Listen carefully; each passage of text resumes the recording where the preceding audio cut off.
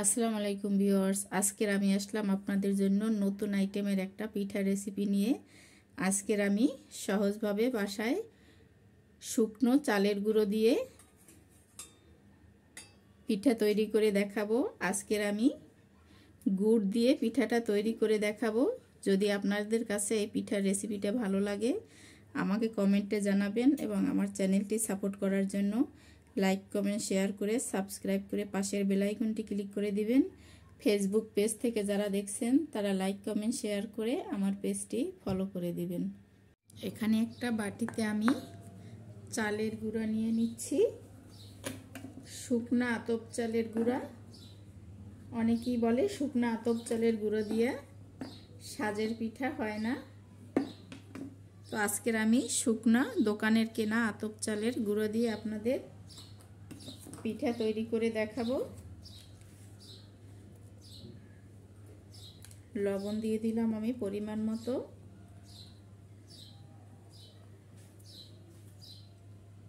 এখন এখানে নিয়েছি আমি কুসুম গরম পানি। কুসুম গরম পানি দিয়ে আমি একটু মেখে নিচ্ছি।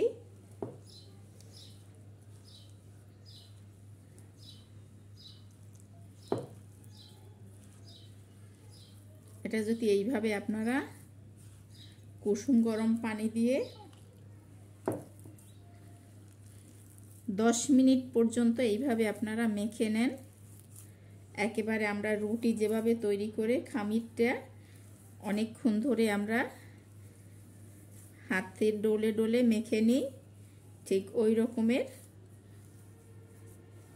অন্তত 10 মিনিট কমপক্ষে এটা আপনার এইভাবে মেখে নিতে হবে।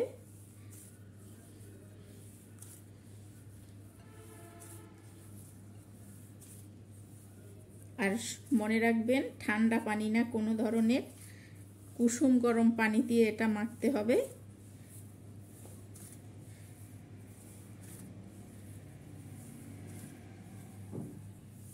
তো আমি এটা আরো কিছুক্ষণ ধরে আমি মেখে নিচ্ছি।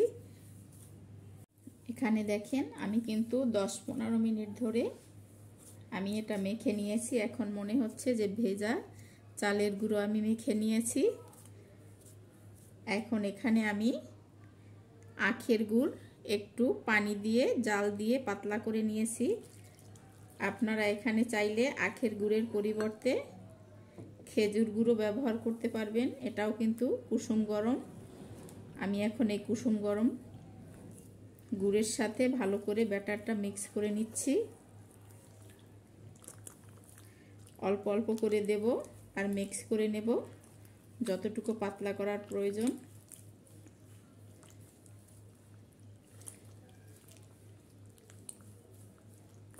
এইভাবে কষলিয়ে কষলিয়ে মেখে নিতে হবে যাতে একেবারে কোনো গুটলি না থাকে, সম্পূর্ণটা মিশে যায়।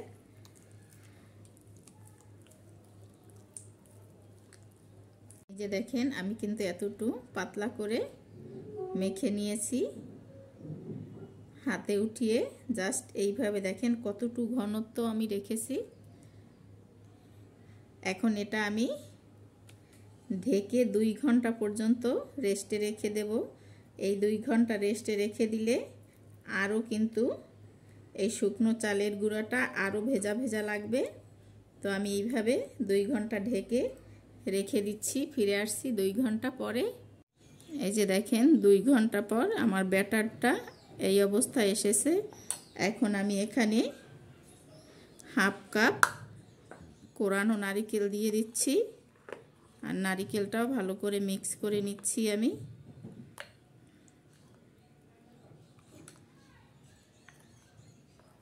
এই নারিকেল মিক্স করা হয়ে গেছে। এখন আমি যাব চুলার কাছে এগুলো ভেজে নেওয়ার জন্য। এখানে আমি চুলায় একটা লোহার ছোট্ট কড়াই দিয়ে দিয়েছি আর কড়াইতে সামান্য পরিমাণ তেল মেখে নিয়েছি।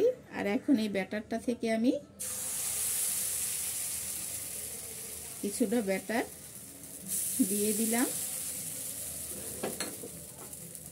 আর ছোট্ট একটা ঢাকনা দিয়ে ঢেকে মিডিয়াম টু লো আঁচে আমি পিঠাটা ভেজে নেব।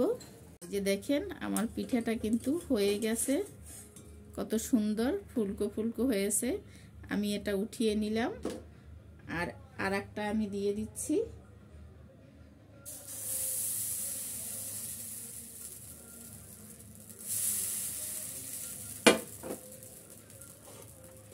এটা আমি ঢেকে দিলাম। এই যে দেখেন এই পিঠাটা আমার সুন্দর মতো হয়ে গেছে।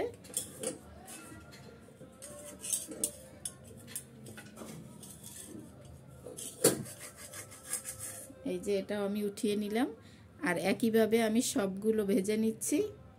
এই যে দেখেন এখানে পিঠাগুলো আমার ভাজা হয়ে গেছে,